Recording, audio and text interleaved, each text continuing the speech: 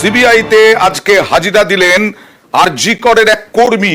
Auto করে এসে হাজিরা দিলেন আরজি করের এক কর্মী ধর্ষণ খুনের মামলায়। কথা বলবো প্রতিনিধি অর্পিতার সঙ্গে। অর্পিতা, এই ভদ্রলোক কে?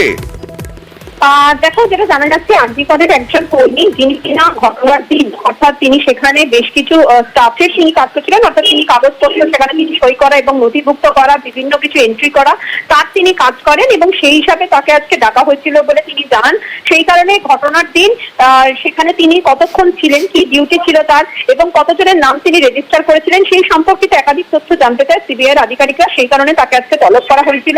তিনি আজকে আসেন এবং প্রায় কিন্তু 1 ঘন্টা মতন সময় তিনি ছিলেন এবং তারপরে তিনি সিজিও কমপ্লেক্স থেকে যান। অর্থাৎ এর থেকে কিন্তু একটা বিষয় পরিষ্কার যে সিবিআই আধিকারিকরা সমস্ত দিক কিন্তু তারা খতিয়ে দেখছে। একদিকে যেমন হাসপাতালের কর্তৃপক্ষ এবং সন্দীপ ঘোষ রিলেটেড যারা রয়েছে তার ছায়াসঙ্গী জিজ্ঞাসাবাদ চলছে, তেমনি হাসপাতালে যারা অন্যান্য যারা কর্মী, যারা স্টাফ, যারা নার্স, তাদেরকেও কিন্তু বয়ান রেকর্ড চলছে।